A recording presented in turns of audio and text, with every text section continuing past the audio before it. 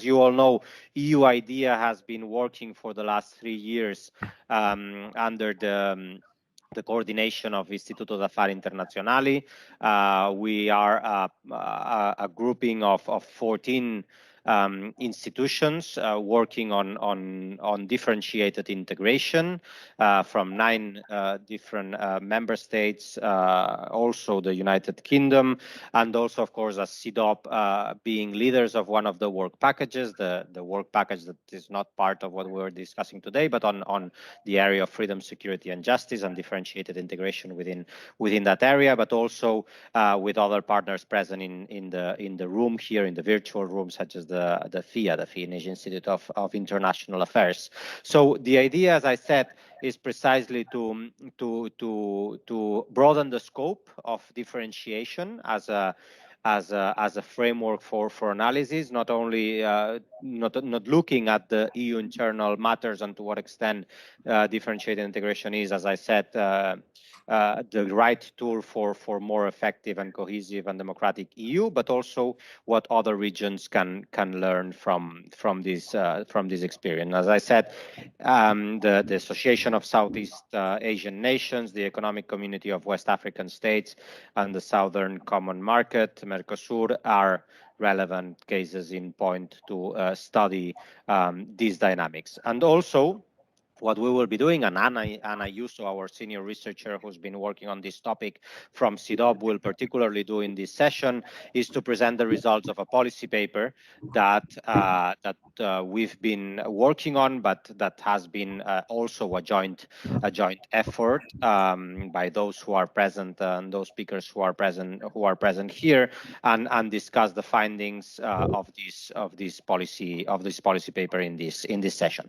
So without further ado, and let me again apologize because I will have to leave you now, but I didn't want to miss the opportunity to say a warm welcome from CIDOB as a partner organization of EU IDEA and to be involved personally. I will leave it up to Anna Ayuso, who will lead the discussion and also do her own presentation on the case study of MERCOSUR. But if I am not mistaken, Bart Gaens from the Finnish Institute will do the first presentation on ASEAN as a relevant framework, and then ECOWAS by Bernardo Venturi. Then we have discussions, and I'm sure a very fruitful discussion. So Anna, over to you. Apologies, I will leave you now, but I will ask Anna to brief me duly after this meeting and get all the insights that you will have shared at the end of the session. So Anna, all to you. Thank you. Thank you, Paul. Thank you for joining us for a moment at least, and thank you everybody who's here to join us to discuss this policy paper. As Paul said, we will start with a brief presentation of the policy paper by the authors, and then we will follow with a discussion with the audience. So first, we will start with Bart Gaens, that is the coordinator of the policy paper. So he will start with explaining the main findings of the policy paper, the recommendations that we draft. And then he will also explain the case study of the differentiated integration in ASEAN. And second, Bernardo Venturi, that is Associate Fellow of the Instituto Affari Internazionali, will present the trends of the differentiated integration in ECOWAS in West Africa. And finally, I will explain. I am research fellow in CIDOB, and I will analyze the differentiated integration in MERCOSUR in South America. So after this short presentation of the paper, that by the way we can read online, free. So we will proceed with the next part of the webinar, and probably is the most interesting because the paper is already written, and the idea of this seminar is to exchange some things, thoughts with the audience. And we will start with two wonderful discussions. First, Jean Grugel, that she's Director of Interdisciplinary Global Development Center at the University of York, and also, and now, visiting professor at the IBE in Barcelona, and with a lot also other activities. And we have also Gian Luca Gardini, that now is a shareholder of History of International Relations at the University of Udine in Italy, but he's also visiting professor of international relations at the Friedrich Alexander University in Erlangen, Nuremberg.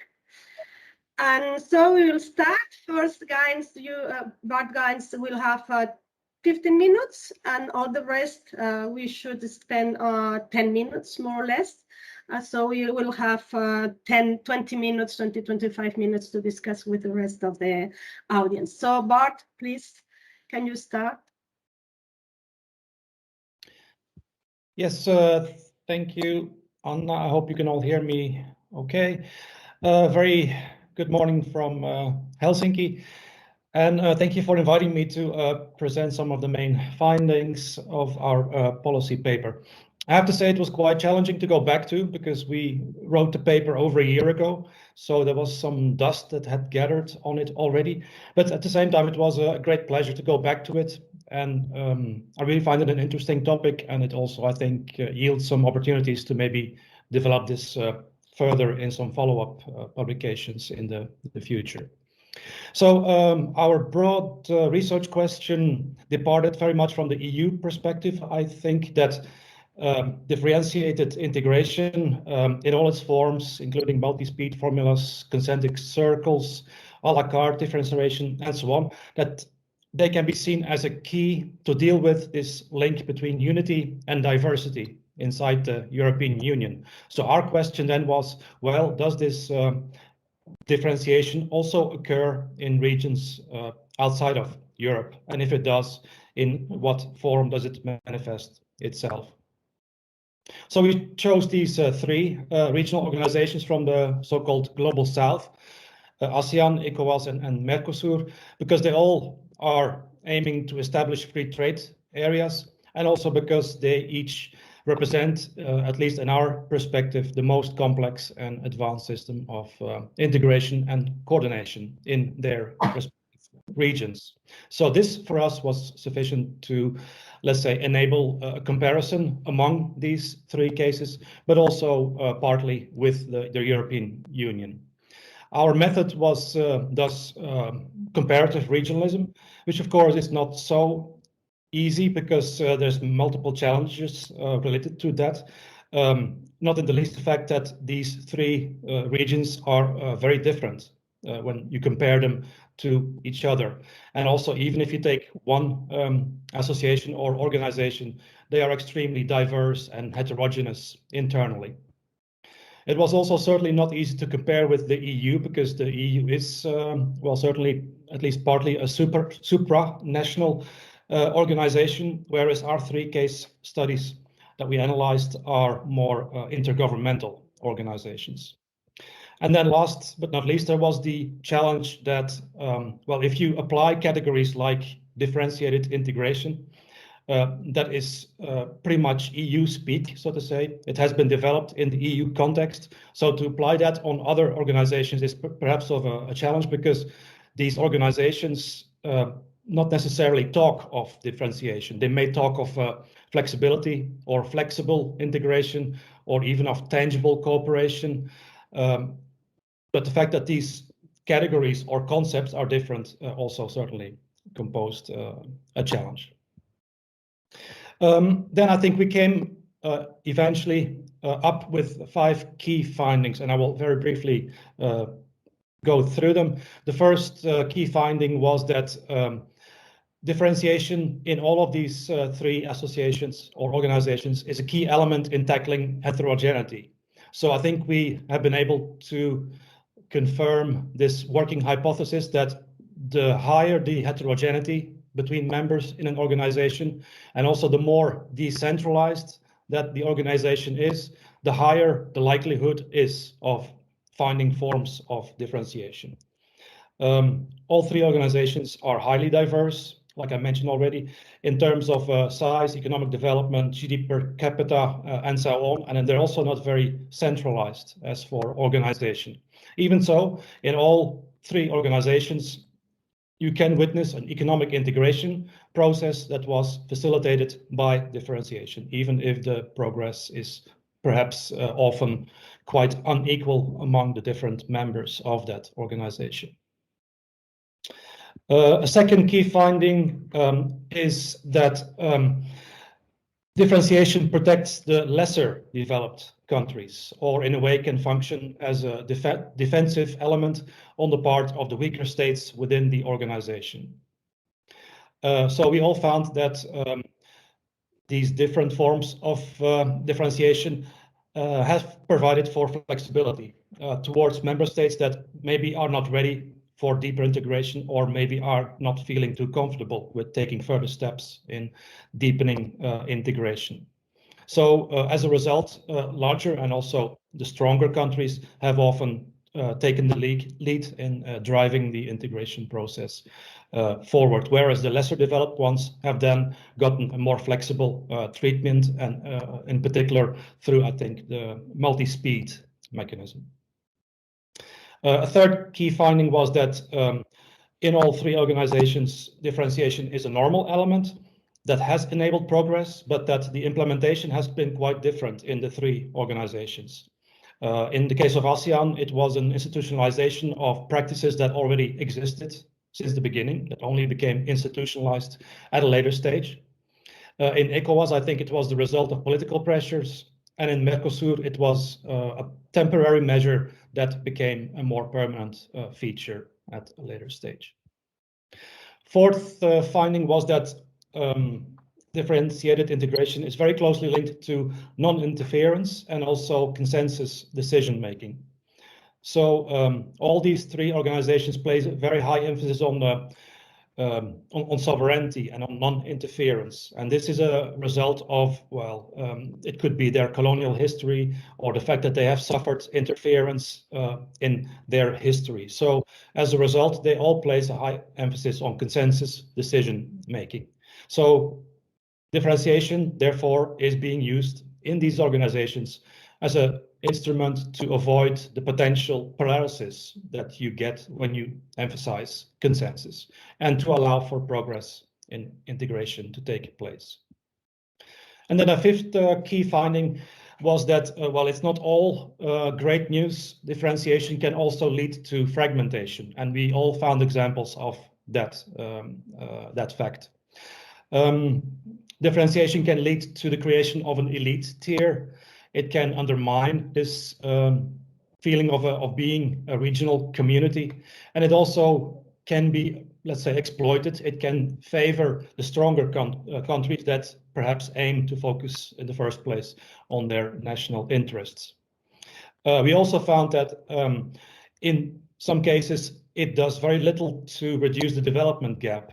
So the fragmentation stays in place. The lesser developed countries do not catch up as much as you would expect in integration schemes. So it can even make worse the development asymmetries that are already in place. And also, when you look at external relations, differentiation can also actually increase the competition, for example, for resources among external actors in that region. And that can then actually exacerbate the cleavages, the differences between the member states in that organization even further. So those, I think, were the 5 key findings. I need to stay within my allotted time. So I think I will just briefly still say a couple of words about my own part of the research, which was focusing on the Association of Southeast Asian Nations. So ASEAN, what you can call a regional community, started already in 1967, and it's currently made up of 10 members, and it's very often called the second most successful regional organization after the EU. I think the main conclusion as for my own part of the research was that flexibility and differentiation are what you can say part and parcel of the entire ASEAN integration process. And this, I think, is very much closely related to three key features of ASEAN. First of all, that perhaps even more than the EU, ASEAN is highly heterogeneous. It displays a really wild or bewildering even diversity when you think of geography, ethnicities, languages, religions, historical background, political trajectories, communist backgrounds, and so on. So it's really, really highly diverse. A second key feature that also feeds this need to use differentiation is that ASEAN, well, pretty much from the 1990s, has been a two-level or a two-tier association. You have on the one hand the ASEAN 6, the more developed countries, and 5 of which have also started the integration process in the 1960s already. So that's Indonesia, Malaysia, Thailand, Singapore, Philippines, and Brunei. And then on a second tier, you have the so-called CLMV countries, being Cambodia, Laos, Myanmar, and Vietnam, that joined in the 1990s, and that much more aim to foster their development, whereas the leading countries, let's say the upper tier countries, are much more concerned with being internationally competitive in terms of economy and trade. And a third key feature of ASEAN, I think, is the ASEAN way, which also very much has been necessitating the need to use differentiation. The ASEAN way is made up of the idea that member states cannot interfere or intervene in the affairs of other member states. So there's a very strong emphasis on sovereignty and on non-interference in the affairs of other countries. Consensus is also very strongly present.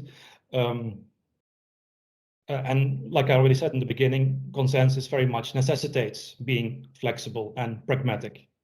And then a third element of the ASEAN way is informality. ASEAN, in spite of some progress in that regard, still is quite a loosely and very weakly institutionalized alliance. Now, if you then look at some practices on the ground that can be seen as examples of differentiation, there is the ASEAN -X formula, which pretty much comes close to the multi-speed idea. So a member state in ASEAN can very easily choose to opt out of an economic scheme, for example, in which it is not ready to yet participate, even though it will be allowed or is even expected to join at a later stage, and even though that member state in question who wants to opt out has actually cooperated in both negotiating and approving this idea of the scheme, the policy in practice. We also find examples of the 2+X formula, which perhaps comes close to a la carte method of differentiation, which allows for 2 or more ASEAN members to work out economic agreements without including others. And then thirdly, I think also the concentric circles idea of differentiation is present in ASEAN. And that is very much a key to ASEAN's role in the region, let's say, and in its interregional relations with the EU, for example, and other important and powerful players in the region. So ASEAN has been able to play a leading role both in economic as well as security-related architecture of the entire Asia-Pacific region that is now no more being called the Indo-Pacific region. So we have institutions like ASEAN +3, ASEAN +6, East Asia Summit, ASEAN Regional Forum, and others.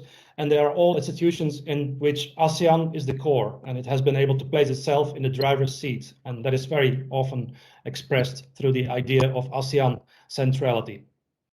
So also in all those constellations, ASEAN keeps on emphasizing sovereignty and non-intervention. And that has actually been that has enabled ASEAN to take the lead in all these initiatives. And that is especially important if you think about the existing relations in the region, the distrust that there is in the region between major powers, China, Japan, and so on.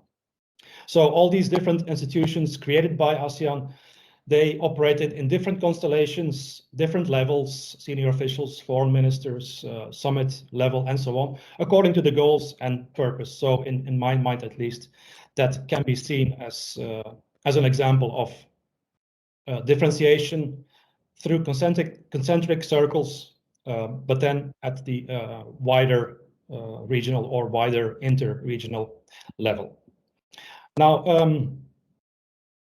the conclusion, there's many more examples that we can give, but perhaps we can come back to those in the discussion. So just to conclude, I'll sum up by saying that differentiation is certainly a key element in ASEAN, and it can be seen both as positive and as negative. Positive in that it has certainly enabled progress and has been certainly successfully leading to more integration and a peaceful integration in ASEAN for all those years since the 1960s. But at the same time, loopholes, opt-out schemes, they can undermine this community building process. It does benefit occasionally only the more developed nations, and also quite negatively, it can lead to fragmentation, and at occasions it has even led to ASEAN as an organization becoming incapacitated. So the whole integration progress coming to a halt in certain examples. So I think on that note, I will conclude that. I think it's just about 15 minutes. So I will now give the floor to Bernardo. Thanks, Bart, and thanks, Anna and CIDOB for organizing this this webinar to discuss our findings in our paper. And we can see you, Bernardo. Can you use the camera, or is it not possible? My camera is on now, so it looks weird that you cannot see me. Let's try again to turn on and off. I can see you, Bernardo. It's, yeah, I think I can see him too. You can see now. Okay. I think you need to select a broader gallery to see Bernardo. Okay. But I think, yeah, I think it's working.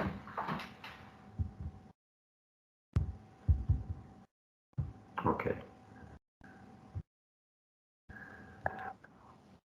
Perhaps I can move forward and then let me know if I can do something else. Yeah, in my few minutes I will focus on ECOWAS. That's one of the three regional organizations that we compared and discussed in our paper. Within the African continent, we decided for ECOWAS because it's somehow similar to the other two, and more similarities. ECOWAS has more similarities than the African Union per se, and then other regional economic organization communities in Africa. So the Regional Economic Community of West Africa States, that's the full name of ECOWAS, is composed by 15 members and indeed represent the most complex and developed regional organization. It was founded in 1975, and at the beginning the aim was really to create a single trading bloc through economic cooperation. So really at the beginning the focus was on economics, but then there were several emerging political events that expanded the scope and powers of ECOWAS, in particular in 1993, and they also include peace and security that are important component today. So today the organization is covering several topics like political governance, human rights, economic issues, and the legal basis for conflict-related measures.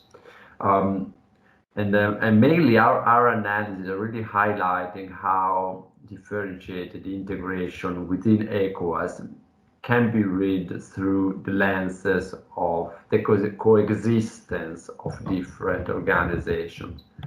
That's in particular on economics, and on financial and monetary areas, where ECOWAS includes two sub-regional blocks that influence other sectors such as freedom of movement and even the peace processes.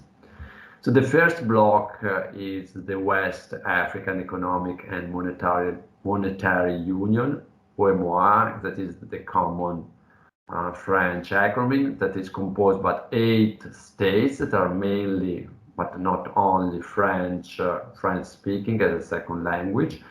And this bloc was created in 1994 and was intended to counterbalance the dominance of English-speaking economies in ECOWAS. And I think in particular to Nigeria, it is the big country in particular in terms of economic power in the region. So in 1994 was created this organization, and in 2000, so 6 years later, the West African Monetary Zone, WAMZ, was created as well. So the two blocks have two different currencies. UEMOA has adopted the CFA franc, which is pegged, as you know, to the euro, while the WAMZ area has different national currencies.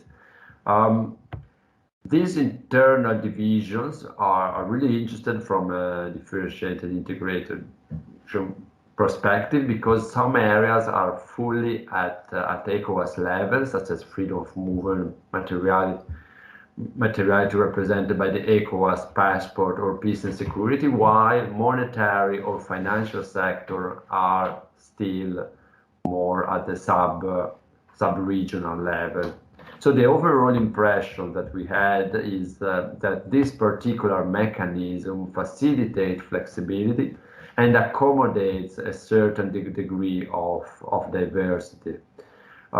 It can be considered a singular form of variable geometry of differentiated integration, and this singularity, as far as I know, is not fully framed in theoretical DI categories, but it can be read as a supporting coexistence as well as contributing to the financial goal of a common economic ECOWAS currency. In terms of structure and ambitions, ECOWAS aims to foster interstate economic and political cooperation, but as other African regional organizations, it could really cover multiple fields. It's perhaps, as I said, the most integrated regional organization, even if its institutionalization remains limited, and that's another interesting point. Its ambitions and legitimacy have really progressively grown, and I think especially in the field of peace and security. For instance, ECOWAS has received the mandate to mediate in some important political crises in the area. So, for instance, the current political crisis in Mali with the two coup d'etat in the last 2 years, or through the threat of force as well, as in 2017 in Gambia, during the Gambia crisis. An example of internal dynamics related to legitimacy and sovereignty is the current creation of the eco currency. I think that's the main case study of this area in our paper. Probably you are familiar to the critics that the CFIs receive as part of an instrument dominated by France and with a lot of ties that are still grounded in colonial times. So in December 2019, UEMOA agreed with France to switch its franc CFA to the ECO and cut some of the financial links with Paris that have underpinned the region common currency since its its creation after World War II. But the creation of this new currency has been discussed in West Africa for decades. It's not something new. What is new here is the process. So ECOWAS announcement arrived really fast, taking the one country by surprise. So the Anglophone countries wanted to adopt the new currency on a slower and more sure timetable as a new currency for the whole region. So not, as already discussed and agreed in June 2019. So that was really an internal debate that is still going on, and now there is a longer timetable and it is shared. So there is a really interesting internal debate within the region, and I think that's really part of this different level of integration and different sub-regions that are in dialogue and in conflict as well among them. And of course, this process is also part of the largest effort of integration that is going on in Africa. That is, as you know, the African Continental Integration, the African Continental Free Trade Area, and the RECs, the regional organization, are playing an important role, and a big part of the free trade agreement is really about how to work with the RECs and how to integrate the different RECs among them, and how to arrive to this free trade area. So ECOWAS is, of course, a leading organization in this process. And as far as we have seen, these internal dynamics that are more at the sub-regional level are not influencing the broader picture, not influencing negatively, let's say, the free trade area. So the conflicts and the tension are internal, but the process are still going on, as well as the cooperation with other regional organizations beyond Africa, as the European Union in premise, on economics and on business security are not fully influenced by this internal dynamics. So in conclusion, different integration in West Africa shows a consolidated mechanism that is more in terms of integration between complementarities and sometimes overlapping, as is happening in other regions, and this sub-regional mechanism. This mechanism certainly takes heterogeneity and preserves state sovereignty. But at the same time, we have seen how the influence and the relation with some external powers can really change things quite quickly. We have seen that with the relation with France, for instance, and the co-currency is a very good example that is showing how the relation with a specific external power can really create some internal shakes and some internal conflicts in the integration process within the region. And I would like to stop here, and I'm open to a Q&A session later on. Thank you, Bernardo. So I will start to present the case of MERCOSUR to finish this presentation. So MERCOSUR is the younger of the organizations that we are presenting. It was created in 1979. And it is also the smaller in terms of number of countries, because it has only 4 plain countries like Brazil, Argentina, Uruguay, Paraguay, because Venezuela was suspended and Bolivia is still pending ratification. But even if it is smaller and in terms of members, it is also, like the others, a process characterized by big asymmetries between the members, less than ASEAN, probably more than ECOWAS. First, because of the continental size of Brazil versus the smaller size countries as Uruguay and Paraguay, but also the disparities in the level of development, although less than ASEAN, but in terms of per capita GDP, there are also big differences.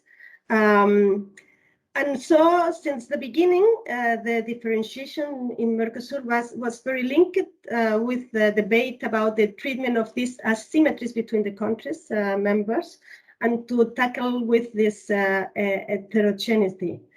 But if we see in all these years of the development of the organization, the normative and institutional development of these instruments to deal with these asymmetries have been very limited and without clear and systematic pattern. What we see is a set of measures for a pragmatic adaptation to the problems that have been arising in the negotiation to meet the demands of the countries that, especially the ones that fear to be being adversely affected by certain policies or regulations or developments in the integration process. And on the other hand, we find that there are some bilateral dynamics between Brazil and Argentina that point to have a tracking effect on other members, but at the same time, sometimes generate some fragmentation inside the organization. So we will focus in trade and economic issues, not in other issues, because this is the focus of the paper. And in this area, we see that from the very beginning in the Treaty of Asunción that established Mercosur, it was included partial differentiated treatment that was seen as a temporary measure, but it stayed during the time and was adapting to the different development of the development of the organization. So we can find also these three different kind of differentiation instruments, as Bart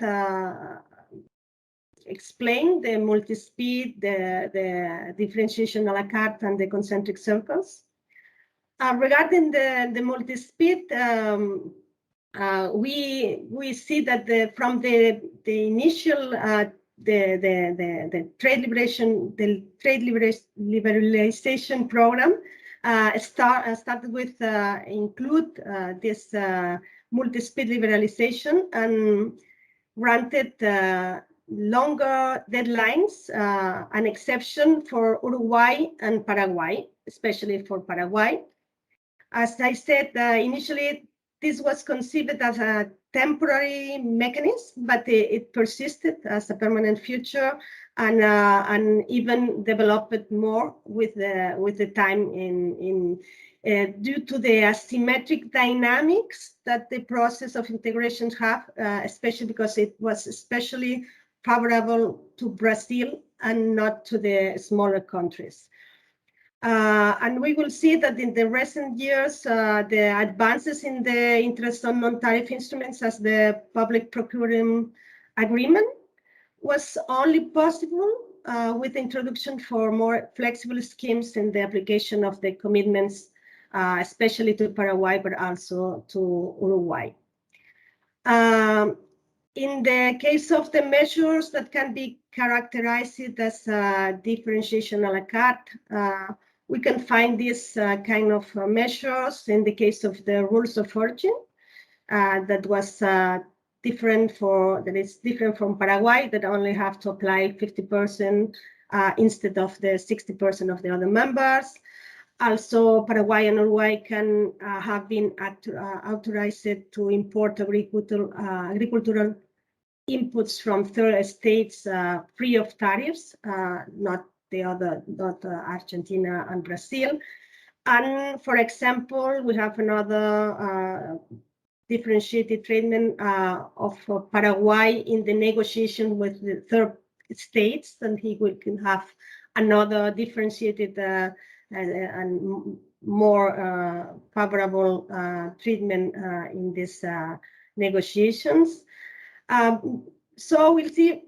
Normally, it is in favor of the smaller countries or the weaker countries in the process of integration. But also, we see that Brazil and Argentina have also frequently used exceptions and safeguard measures during the periods of economic and financial crisis, but they started as something temporary, but finally they remain in the time, and it keeps in the organization. So we can see these elements, but we can see also that we used the organization used this differentiation a la carte also to include some mechanisms to address the development differences. And this we can see the example of the structural convergence fund for them. That was created in 2005 and established different quotas in financing and spending for the different countries of the organization regarding the level of development, or the not necessarily, but also the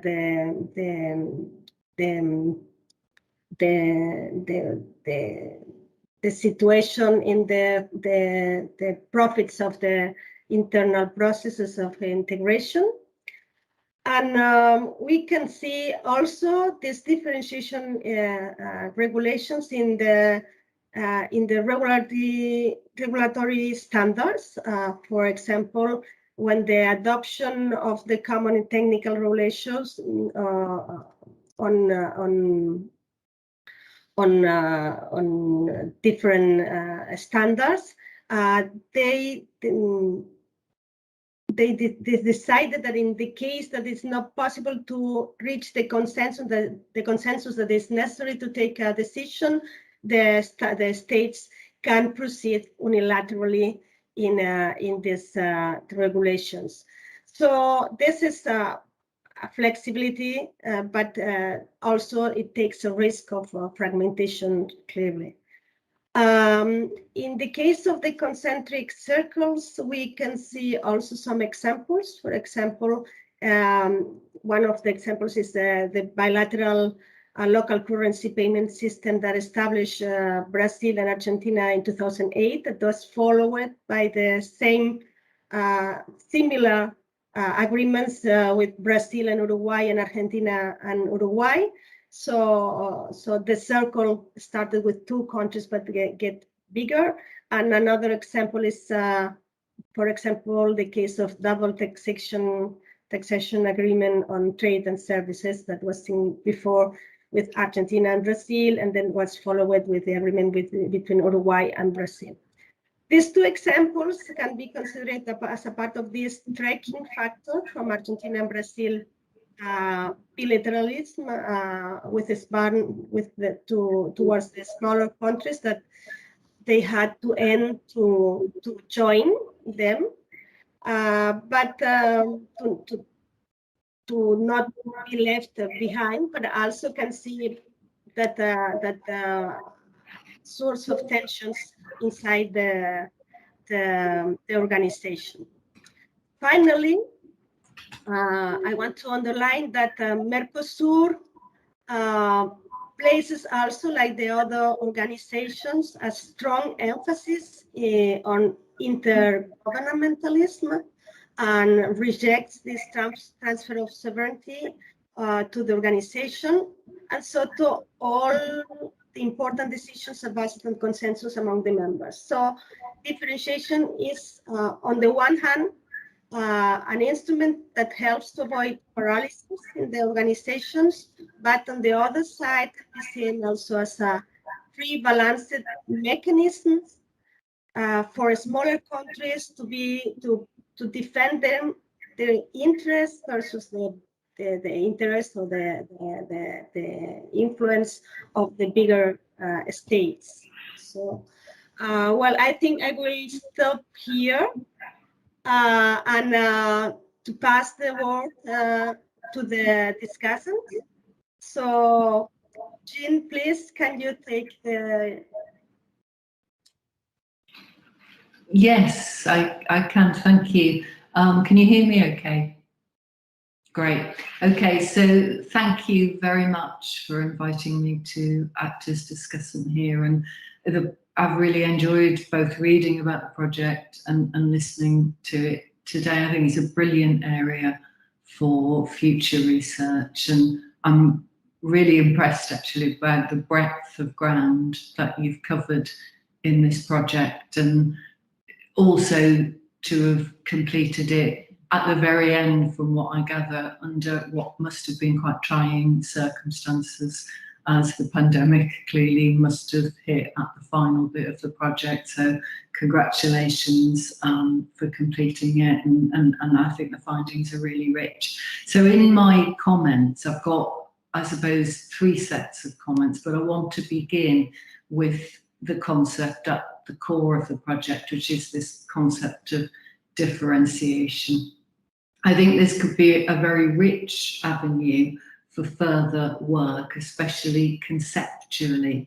And I think you know that's needed actually if we want to make a contribution to the literature on comparative regionalism, which is what Pol was saying at the very beginning. So some questions here that might help with that task. I mean, I think the first question to raise is, what do we have to do to the concept of differentiation to make it travel effectively outside the EU? I think that's really critical, because as Bart said right at the beginning, the idea of differentiation, it's very much associated and it's very EU speak. So what do we need to do to make it fit, explain, contribute to organisations that are not the EU and may only be superficially like the EU? And I wondered also in that relation, in relation to that, I wondered a little bit about your case selection of regional institutions, because if you have selected cases because they are comparable to the EU, then there is a risk of bias in the findings. So either, you know, I mean, we all do this, but how do we acknowledge that and work with that and mitigate it when it comes to making general statements from the project? Also, in terms of differentiation, I wondered whether it would be worth probing a little bit further, whether differentiation encourages integration by facilitating accommodation between member states, or whether it is more straightforwardly a pragmatic response to fragmentation that can't really be addressed or overcome. And I think they're quite different. The implications of that are quite different. Is it a conscious policy decision? Is it something regional organisations put forward as a mode of integration, or is it an acceptance that integration will go no further and a lamentation, a bit of regret that it can't go further? And I think that is different, really. And linked to that, I think we could be more precise about the drivers of differentiation. And in particular, I would be wanting to say, is it about a preference of leading member states? So is it about Nigeria, for example, in ECOWAS? Because that is going to have, if it is, that's going to have significant impacts on other member states and what their preferences may be in terms of burden sharing, in terms of contributions. Is differentiation a feature of what some colleagues have called post-hegemonic regionalism? So is it actually not about the preferences of the regional state at all? So I think kind of bottoming out probably the different drivers of differentiation is quite significant in that sense. And I would also, one of the findings that you offered, which I really thought was interesting, which is that differentiation can sometimes lead to more powerful states imposing their own agendas, and that it can sometimes strengthen elitism. Now, this is a finding of concern, normatively speaking, I think, in many ways, especially for those of us who are interested in the idea that regionalism might be something useful in terms of addressing the development gap. So getting some purchase on, when that happens and what the consequences for that, I think would be really interesting.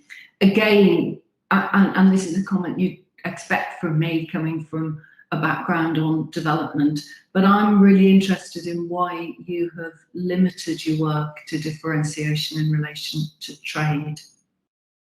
So that's my second big question. It may be that's the terms of the project, that's the terms of the call, and that's the nature of the project. But in terms of thinking about differentiation and regional integration, I'm struck by perhaps the fact that some of the most dynamic areas of regionalism in the last few years, say since 2010, have actually been around social policy, health integration, welfare, in the sense that trade has perhaps been a more difficult area to achieve some kinds of integration in, and also because these other areas, social policy, welfare, health, this is very much Andrea's field of expertise here, but they're areas that I think are absolutely critical if you want to put forward an idea that differentiation can support closing the development gap. So I think at least putting the findings in a comparative framework with other areas of regional integration would be really interesting. And finally, if I can just raise just another couple of questions really around regionalism, differentiation and the development gap. One of the findings from the project, as I understood it, is that differentiation can create flexible frameworks that respect national economic needs. And I would ask, and specifically with an eye on the development gap, is that true for all member states? Does differentiation really do that for all member states? And I would ask, does it do that for all citizens within member states? And I think for those of us that are concerned with the idea that regionalism is something that can ultimately promote or push member states to address development issues, then we need to think about that. And if you were thinking about it in terms of recommendations for EU policies, again, I think we need to think about that. And I think that they're really pertinent questions to be asking right now, because as we move hopefully towards the end phase of COVID-19 and we start to think about the need for inclusive recoveries, we also need to think about regionalism as a space for the articulation of alternatives and opportunities for policy paradigms that address the needs for inclusion. So differentiation can being clear about when differentiation can support inclusive policy processes, I think is really critical for thinking about this idea of inclusive post-COVID-19 recovery in the Global South. So I'll pause my comments at that point and pass on to Gian Luca. Thank you very much, Jean. Always a pleasure to listen to you, and I have to say that my comments will very much echo yours. I'll try, therefore, to skip the overlapping part and concentrate on the other parts. I have actually one remark, 3 comments, and a small concluding question. The remark is really that I would like to congratulate the whole team of the EU IDEA project, and in particular the 3 authors, Anna, Bart, and Bernardo, for this policy report, which in a very short space was able to succinctly but very effectively capture the concepts and the implications of this idea of differentiation. It was not easy. It was a very, I guess, challenging task in methodological terms, but also in theoretical terms. So that's my first remark. I have really very much appreciated the work you have done, guys. On comments, my first comment is about the definition and the very nature and essence of differentiation, because it seems to me that you have followed a little the existing literature, so the work by Su, Worley, Lack, and that's fine. You have identified these 3 categories.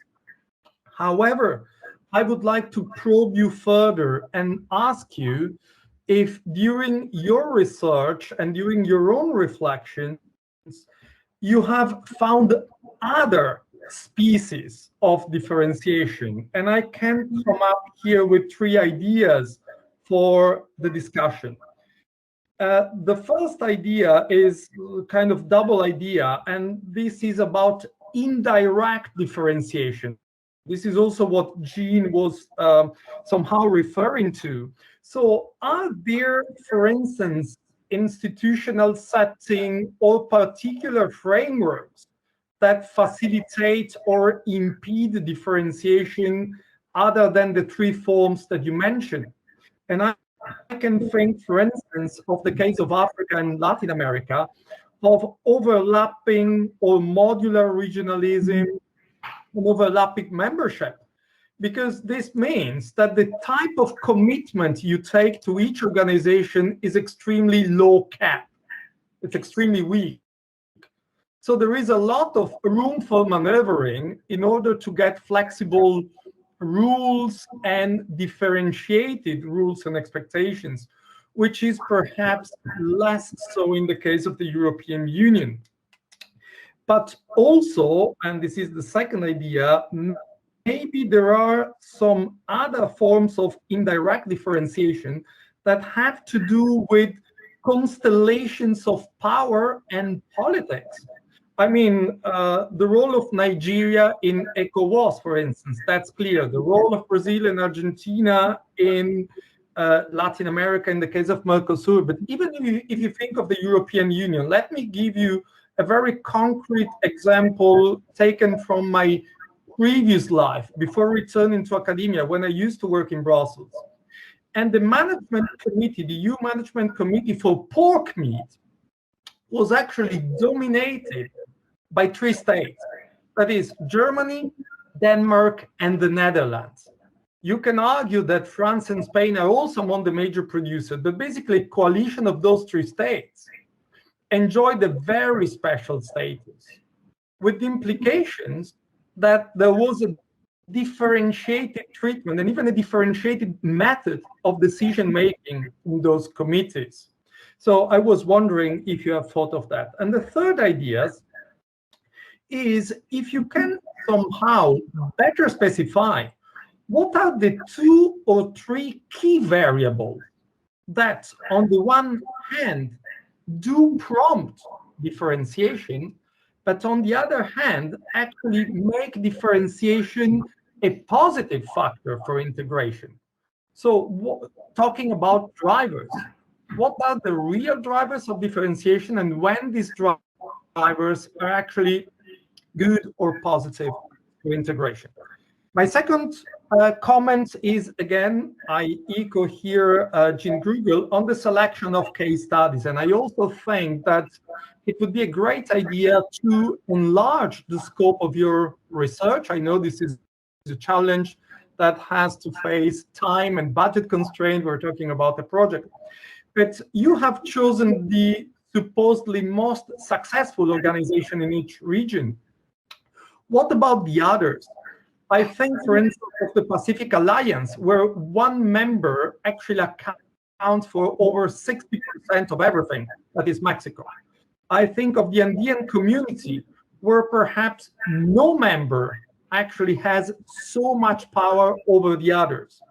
But I also think of the Southern African Development Community. I think of COMESA. So I was just wondering if a different selection of case studies, or perhaps a more ample selection, would take you to a different place in terms of finding.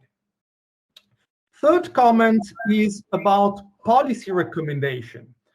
And I really enjoyed the way you framed this, as you define them, cautious policy recommendations. I very much agree with that adjective. But for instance, the first point, where differentiation is taken as a new normal, I would argue that it is also an old normal in a way. And in this respect, you suggest that the first point is that there are lessons to be taken from other regions for the EU. And I very much agree on that. Jean also mentioned that.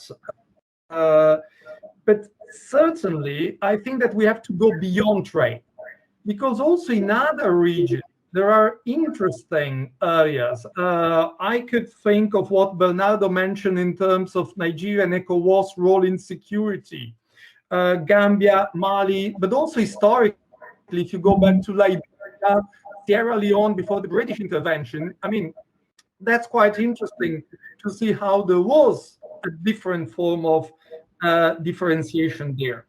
About your second policy recommendation, that is about how the EU differentiation can be used for other regions, I very much agree with Jean here that perhaps we should really define how and when the EU case can travel to other regions, and in a sort of mirror game and exercise, how experiences in other regions can travel to the EU. Because if we're talking about different levels of development, different culture, different political cultures, different GDPs, and so on and so forth, here the methodological point could be quite interesting.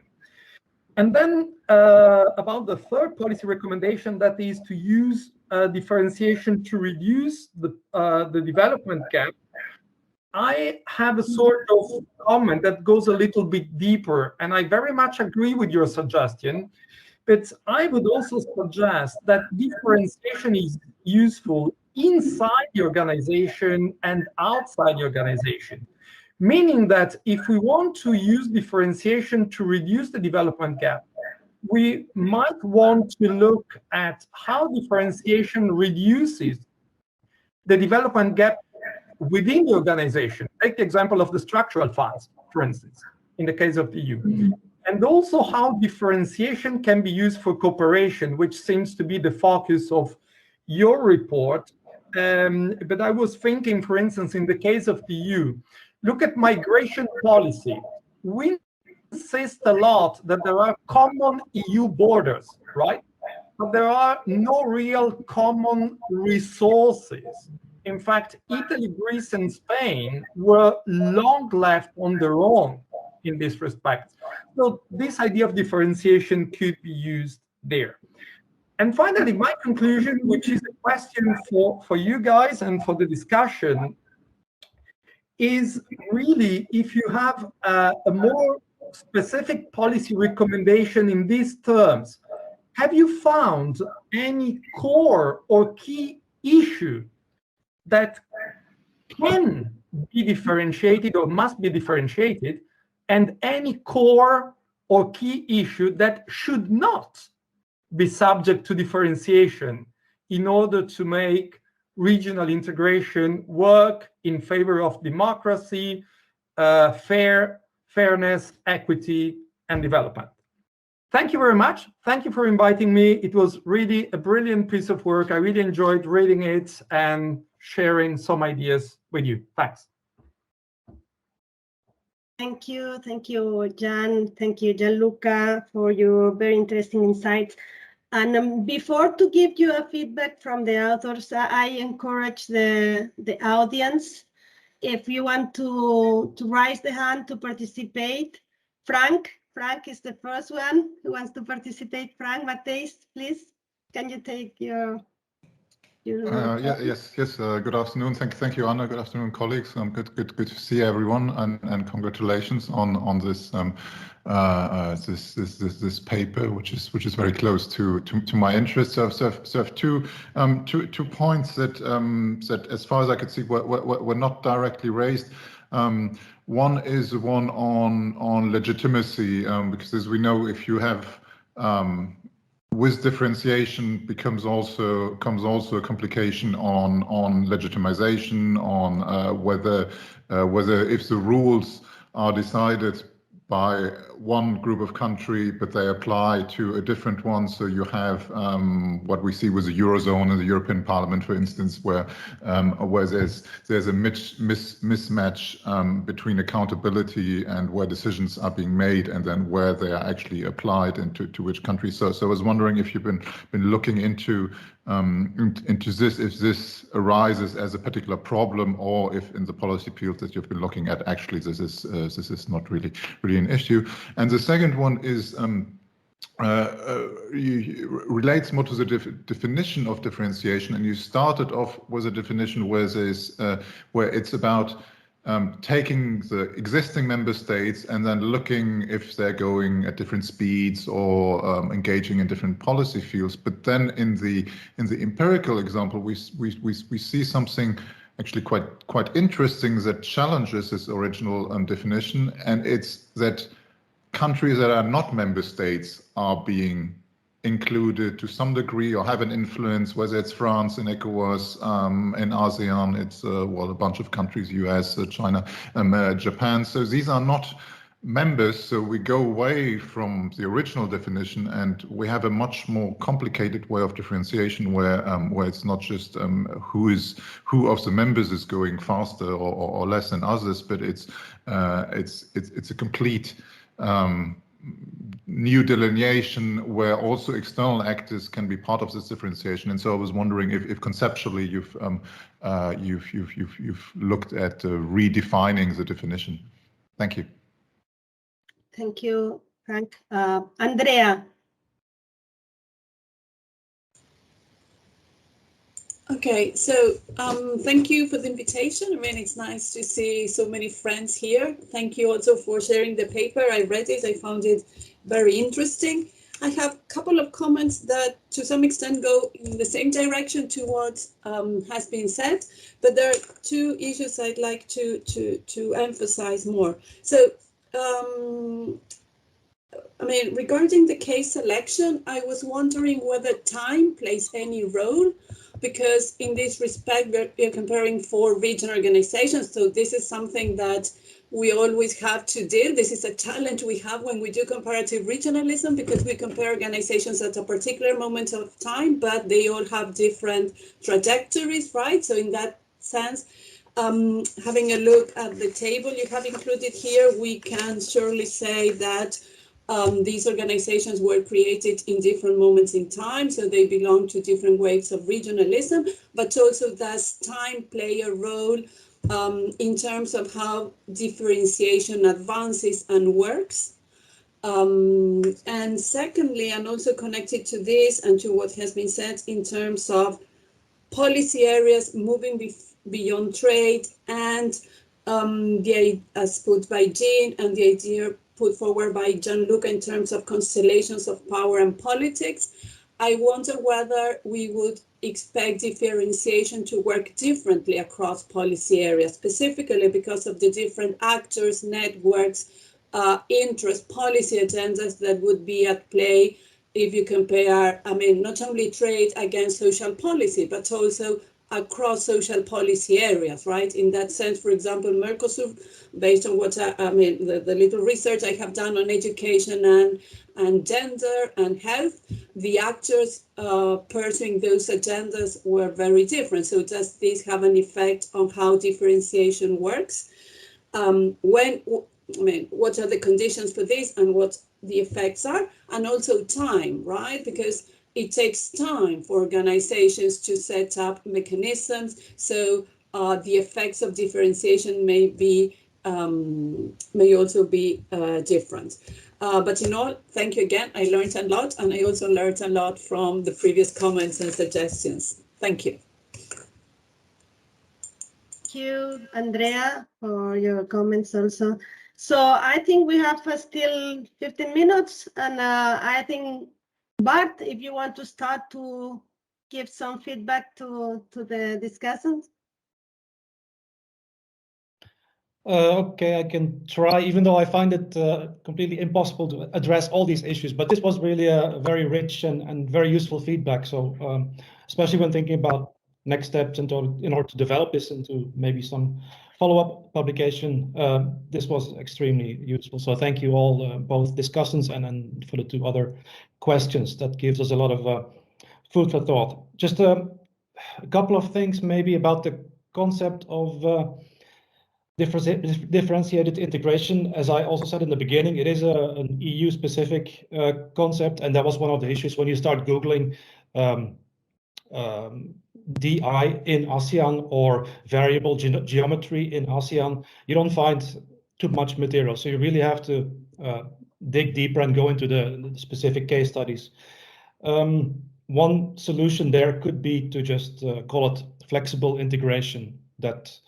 So I do agree that there is a need to develop some kind of a conceptual framework that is not EU specific and that can also allow for comparative analysis with other regions.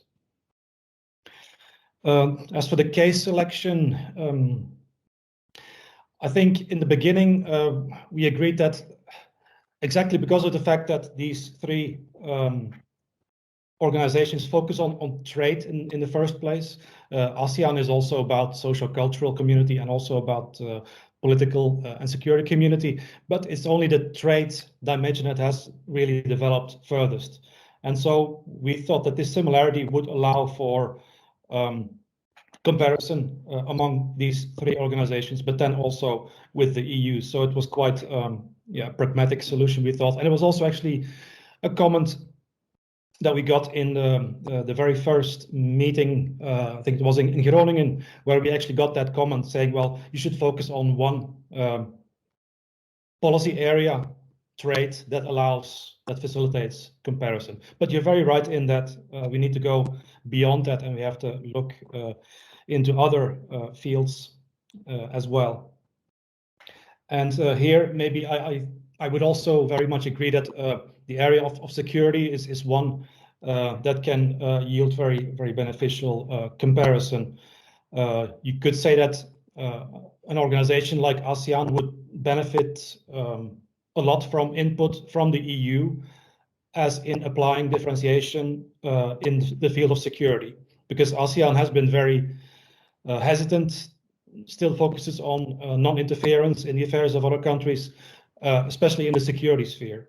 So if you look at now the ongoing situation in Myanmar, for example, full of human rights abuses and internal turmoil with the junta back in charge, ASEAN at least openly refuses to get involved there. So there is no progress in that country, even though ASEAN could play a meaningful role there. So I think in that sense, there are lessons to be learned from the EU's own experience in terms of political and security cooperation, and then the role of leading groups differentiation in that respect.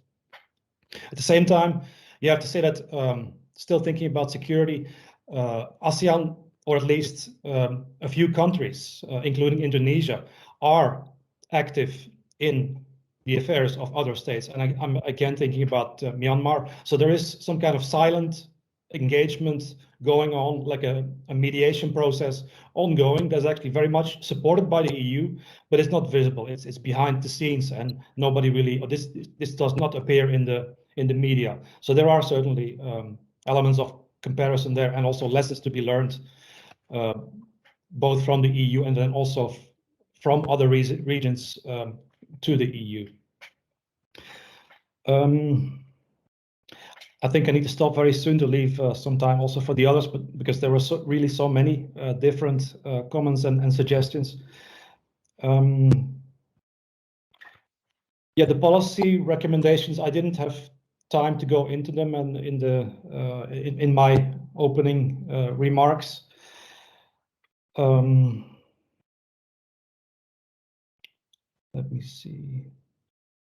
And yeah, the question of reducing the development gap is indeed a very important one, and that's why I think this field of security and political integration and the role that the EU can play there was also included in one of the policy recommendations, in that the EU actually already does, but can maybe play a bigger role in addressing specifically that issue. So the EU does support financially ASEAN integration. For example, there is the EU Aspire Plus project that offers assistance for the ASEAN countries in monitoring standards and so on, that perhaps in the longer run can also play a role in addressing the development gap, and also getting those countries, the lesser developed ones, on board, so that the benefits of integration are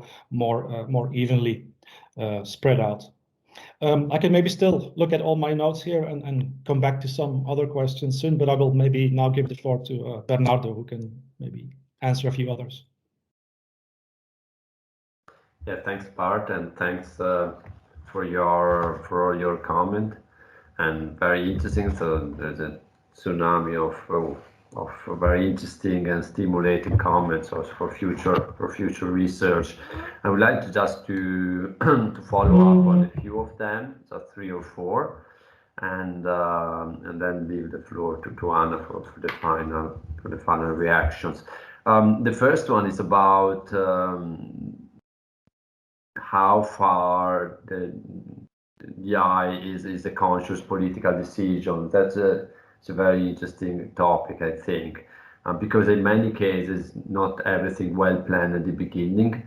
And in the case of ECOWAS, as I said before, was not well planned, was not planned at the beginning, but was also the result of political pressure. So the coexistence of different organizations was really part of political pressure, the results of political dynamics that more than institutional building and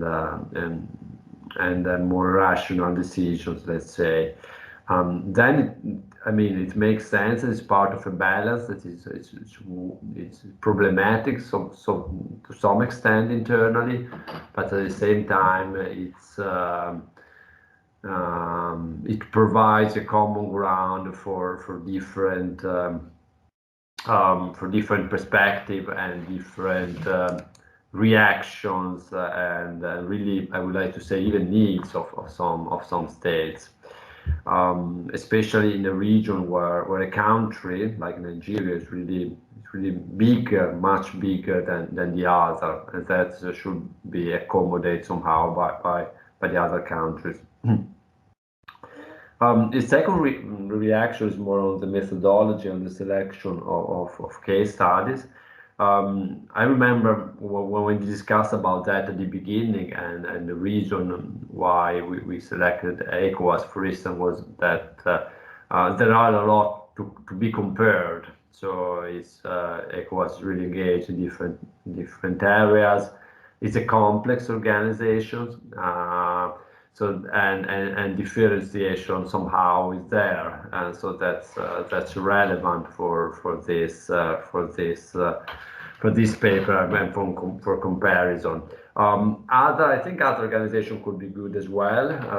Other RECs in Africa, and some of them more from a thematic perspective, not too core on differentiation. So if I think to peace and security, for instance, would be great to work on IGAD as well. And but perhaps IGAD will not provide a comprehensive and some insights on differentiation as far as I know. And then, of course, we can dig deeper and discover more. About the core issue that should be left out of differentiation, that's, I think, is a very good question.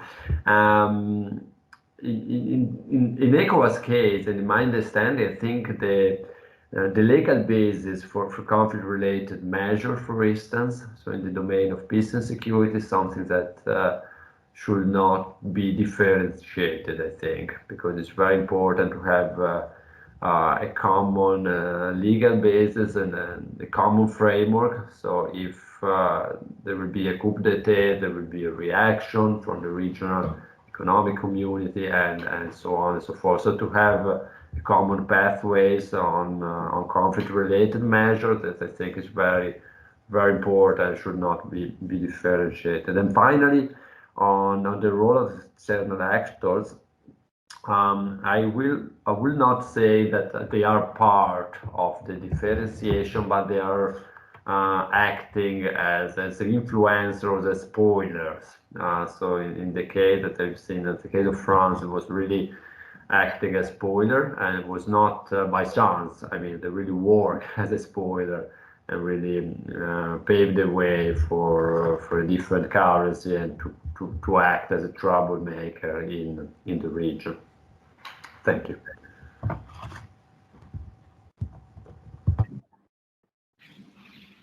Thank you, Bernardo. Well, to finish, we are really on time. I think that most of the questions you posed in your comments, we were discussing with. We were trying to how to address the structure of the paper, because really you have to choose to make some decisions, no, where to focus the paper, because we didn't have the time to have a bigger research. No, so this is a first step. Regarding the conceptual question, well, we of course we take this conceptual framework that was constructed for the European Union, and that was something that was given for us for this exercise. In some extent, it was like a test to check if really these categories can travel to other regions, and I think we have a mixture of results. I think in some extent, yes, we can use some of these categories, but they don't have the same instruments, and probably we have to work more in the conceptual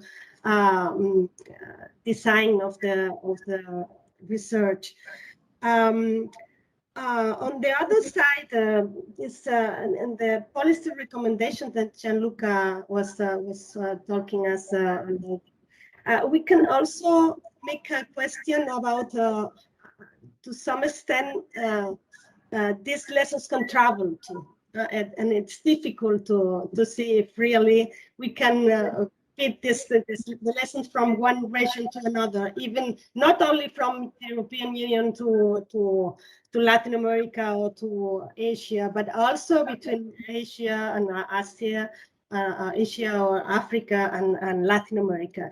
But I think that even if the lessons can be translated exactly, but we can use these different solutions as some possibilities, and you have to address the differences between countries.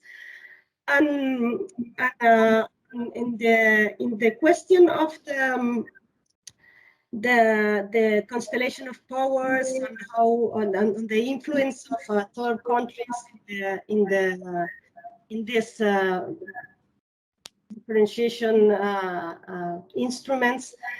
Yes, this is something that I think it was I think in this exercise, we focus in the diagnosis of the different instruments and how they work, and to identify the different dynamics. But I think then there is the second step, is really to think which are the reasons that drive to one solution or to another solution, and which are the consequences of these choices inside the organization. And I think the other question that was in the paper that probably we didn't discuss very much in this workshop is the consequences to the relationship with of the European Union with these different regions. No, I think this is something that we tried to do in the paper, but probably is the less developed. And even if we did see these recommendations, that I think that is something that we have to still to work more on that. But it was, as I said, is a work in progress. I think it was really the harder part. I think Bart was really to have a structure that allow us to put together these three organizations so heterogeneous and so different, no? And with so different structures and developments. So I think this was already something that we should be proud, but we should recognize that we have also a lot of work to do in order to be more precise and to have a better framework for the analysis. And so we are just in time. And I want to thank you, all of you, to be here, to participate. I think we learned a lot about your comments, and we can think to work ahead with in the next time with other research. And I think we can also try to adapt it to other international organizations and to open to other areas like security, like other kind of issues that we left behind in this case. So thank you, all of you, and see you in other seminars. And again, bye bye.